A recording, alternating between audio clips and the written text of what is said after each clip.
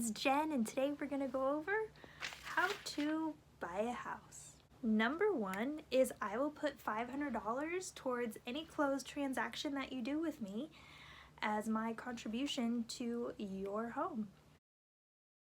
Number one, we're going to consult a mortgage broker. I would actually say consult 3, and that way we can compare and contrast what kind of fees they'll waive, what kind of credits you can get, and they can kind of compete with each other a little bit to get you the best deal. And I'm happy to interview them for you. Once you submit all of your paperwork and everything, you're going to get a pre-approval letter, and that pre-approval letter is going to give me a number, and then we can go shopping for your perfect house or condo. Then once we have a number, we're going to analyze your wants and needs.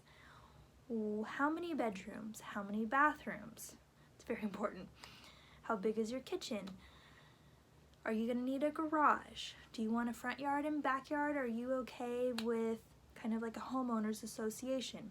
Do you want to pay a homeowners association fee every month in exchange for them taking care of the outside of your house? These are all questions, and it's really just up to you and your preferences. Also, what areas would you like to look into? Are there certain neighborhoods that you just have to move into? Then we're gonna go over price points. So say if you're approved for $500,000, the market is very, very hot right now, and whenever you want to buy a house, I'll let you know about market conditions. But if you're approved for $500,000, maybe we should look at $450,000 or $400,000, so that way we have a lot of bargaining room to get your offer accepted. We'll also be saving money for any repairs that may be needed on the house. Or I'm going to be sending you homes with matching your criteria, and you're going to tell me which ones you like. And then we're going to go look at them. We're going to go poke and prod and touch, because not all the pictures that you see on the internet are what the house really looks like. There's really good angles that those photographers can take, and it makes things seem bigger or smaller, and sometimes it's really hard to capture the whole scene, but when we go see, then we really know what's going on. Don't believe all the pictures. Angles are everything. Believe me, I know. Then you say, oh my gosh, 123 Main Street, we found the perfect home. Jen, let's put an offer on it. And you're gonna say, how much should we put an offer on? I'm gonna say, hold on. Let's look at the numbers. I'm gonna pull a report of all the homes that are similar to that one and how much they sold for in the last 3 to 6 months. And right now it's been kind of the last 3 months because the market's just been going up, up, up.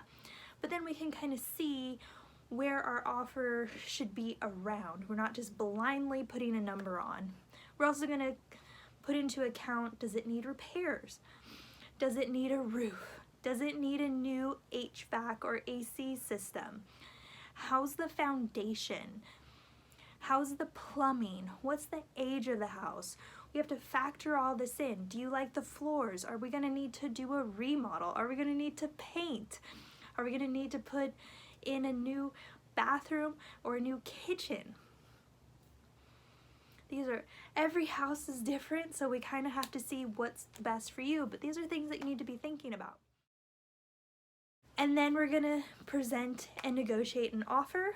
I will do a video on how to write an offer and what that's looking like, but there's a lot of things that we need to consider before we even write the offer. Number one, we're gonna look at comps or comparable homes in the market, and they have to kind of be in the same area, the same square footage, bedroom, bathroom. I'm trying to do apples to apples, not always easy to do, especially here in Sacramento. You get one street and another street. You could cross the street and it could be a totally different neighborhood. Okay, so market knowledge is really good to know. And then after looking at all those and seeing what other homes are selling for and what you're comfortable with, we're gonna look back at your pre-approval letter, your down payment, and how much higher than the offer price you wanna go. And then we can kind of see what you're comfortable with. I don't want you to get into a house where you're over your head and it's always better to be a little bit more conservative with this because I want you to stay in that home and make the payments, because that's the whole point of us going through this whole transformation process. Then we're gonna have to figure out the EMD. It's a new term, earnest money deposit. So we may be putting offers on multiple houses, and multiple offers may get accepted. It's never real until you put down the money. So here in Sacramento, we do 1% earnest money deposit. So if it's a $500,000 house, we'll put down $5,000 into Escrow, which is a third party that handles the paperwork and the money and the title and everything. So that way it's not just you hand $1,000 over to the seller. It's we have a third party making sure everybody's legit, and you have to put down that 1% in the first 3 days. Once that money is in escrow, we are in contract and the timeline begins. Okay. When I write an offer for you, who is going to pay for the escrow fees? Do you want to pay it as the buyer? Do you want the seller to pay it? It kind of depends on market conditions. Or do you want to split it 50-50? Who do you want to be your title rep? Because we are going to have to order title insurance and make sure that the sellers who are selling the property actually own the property.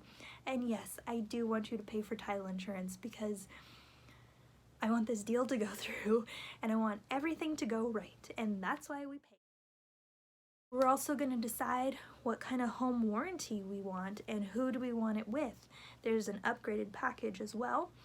The home warranty can include the air conditioner, the pool, and other things as well. We're going to see how long we want this offer to be valid for. If I don't write an expiration date on the offer, it expires in 3 days. If we're really excited and we want to put a little bit more pressure on the seller, I can make it 1 day or 2 days.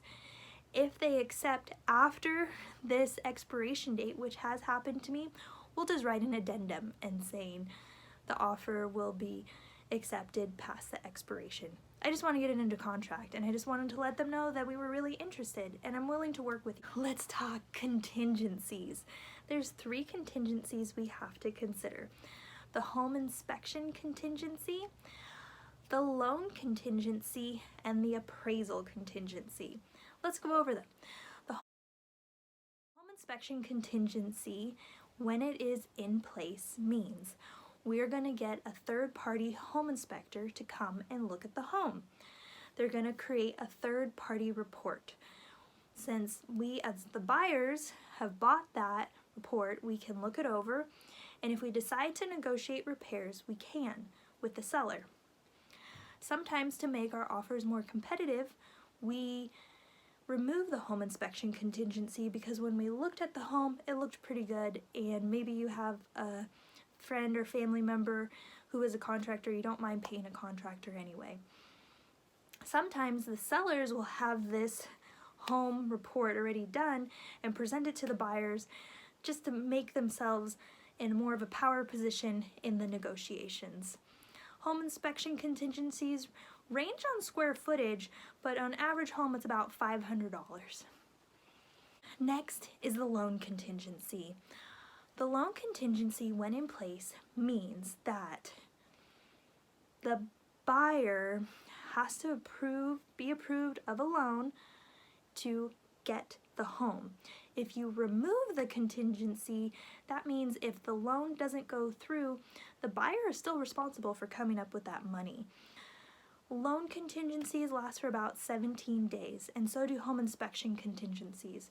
You can shorten the home inspection contingency to be a more competitive offer. The third contingency is appraisal contingency.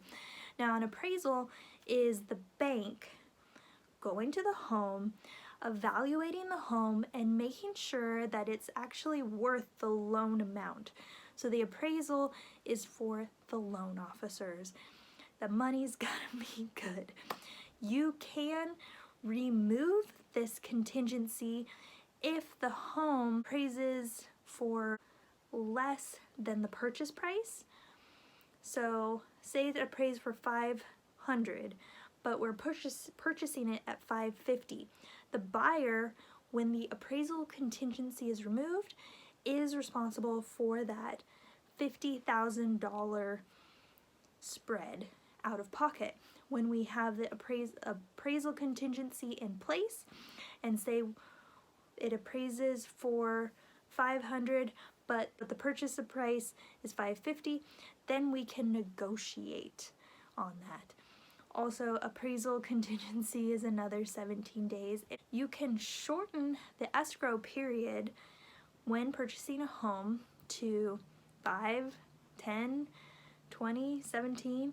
Shorten it less than 30 days if you want to do a more competitive offer and if you're a very strong buyer. This is what cash buyers do to make their offers more competitive. I've seen cash offers close in 5 days. It is very intense. 30 days is a really good window for everyone. It's just slow enough and it's just fast enough.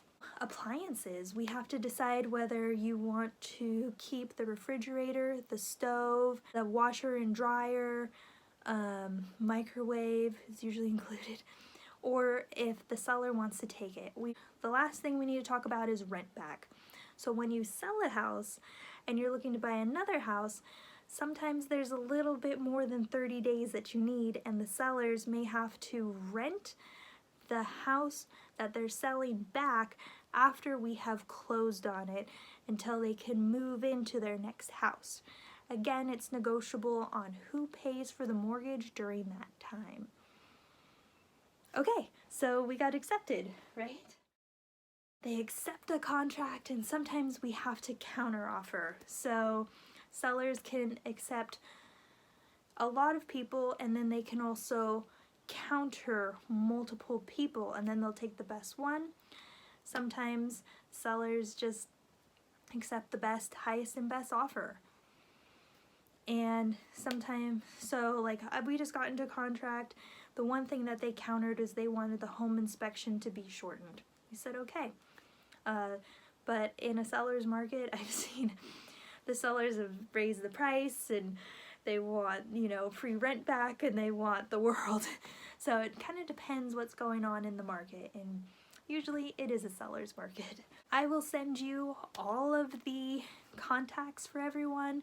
Make sure that you have all the information to open escrow and deposit your earnest money deposit, which can be mobile, just like depositing a check into your banking account with the banking app. And I will order the home inspection, the termite inspection, the roof inspection for you. I will answer any question for you because I'm super excited. Make sure that you have a good loan officer and a really, really good rate and help you get locked into the rate or float it. Okay, so let's go into part 2. We got accepted. Yay, yay, yay. You love the home. Yay, yay, yay. Remember, I'll give you $500 off your closed transaction or towards your charity of choice if you choose me as your realtor. Order the inspections and we're going to get a lot of disclosures signed. We have seller's disclosures. We may have to order home association documents. We need the smoke detectors, the CO2 detectors, and the water heater braced. Water heaters need 2 braces, one on top and one on the bottom, and there's like a certain way to do it. In case there's an earthquake, we do not want that water heater sloshing around. In Sacramento, we do not get earthquakes, but you still need to brace those water heaters, and it is code. Also, when you mount your smoke detectors, they need to be 2 feet away from the door. Your smoke detector cannot be on the other side of the room, and it can't be more than 2 feet away from a door. Order home inspection, roof inspection, and termite inspection. But if maybe you're doing a condo or a townhouse, I'll just order the home inspection and see if we need a termite inspection.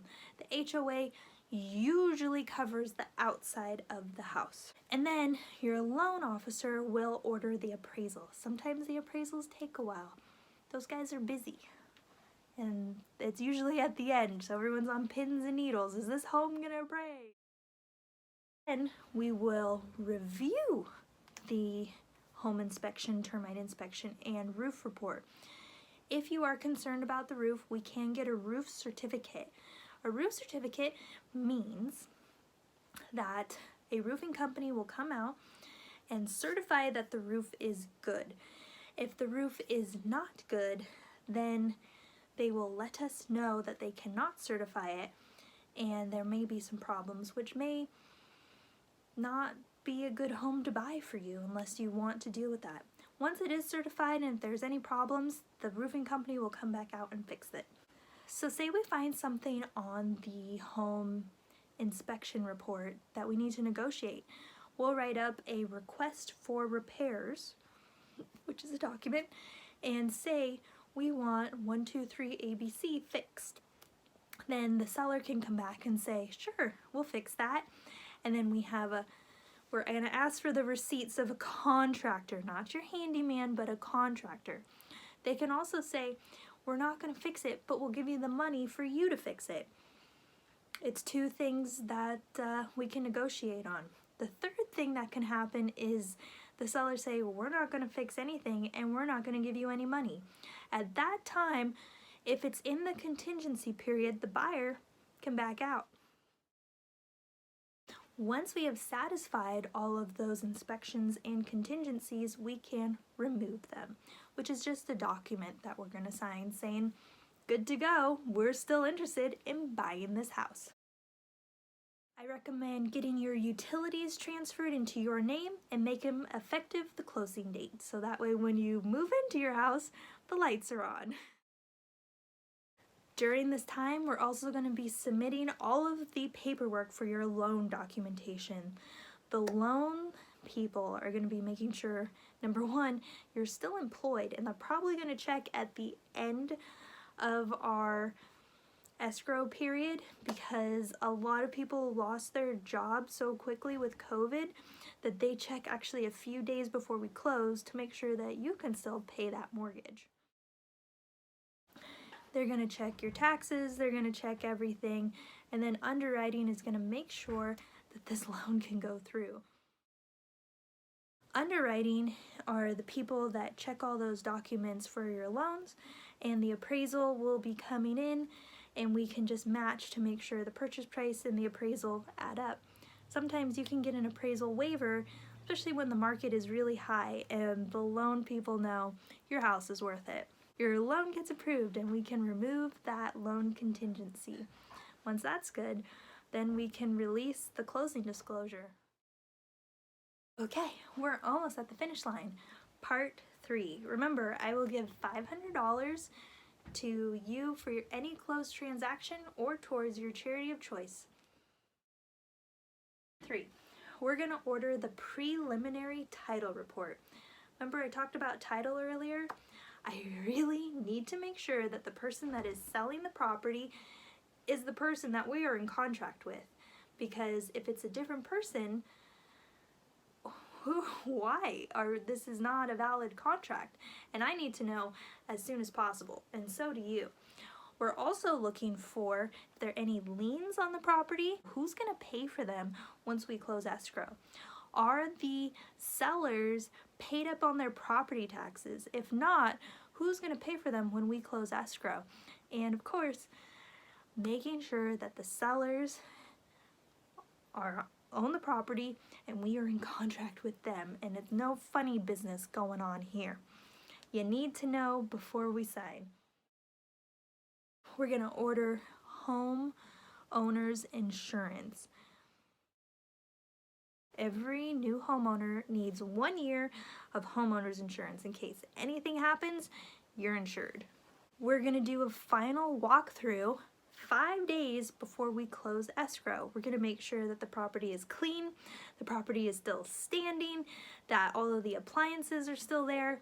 I'm making sure that when we got into contract, we're still buying that exact same house. And if not, we need to talk about it. Then it's signing day. You have to look over your loan documentation, and there is a 3-day right of rescission after you sign. One of my clients asked me to remove this 3-day right of rescission, and I said no, you cannot remove this 3-day right of rescission. Everyone has 3 days to really think about this loan before we close and all of the fees associated with it. This is just to protect you. 3 days isn't that long. I know we're excited, but it's just the rules. When you're signing, that's when we pay the rest of the down payment. We paid 1% in the beginning, and then we write a check for the rest so everything can go through. It's also when you pay all the other fees and get the loan started. After the buyer and seller sign, then the loan gets funded and we can record the title, which means that we are recording the new owners to the property. I love recording day, and that comes right from escrow. As soon as I get an email saying that we have recorded and closed, I can give you the keys to your new home. Yay! I did kind of a really brief overview of what's going on. There's a lot happening, and this is why you need an agent. You can do for sale by owner. I just want to make sure that you're getting the best deal possible. So if you have any questions, feel free to reach out to me. I really hope that this video gave you a broad understanding of what we're going to go through when I help you buy and sell your home. My name is Jennifer Atherton. I am a real estate agent in Sacramento, California. If you still want my services but are not in the Sacramento area, I can team up with other agents in your area and still help you with the process. Let's buy your dream home.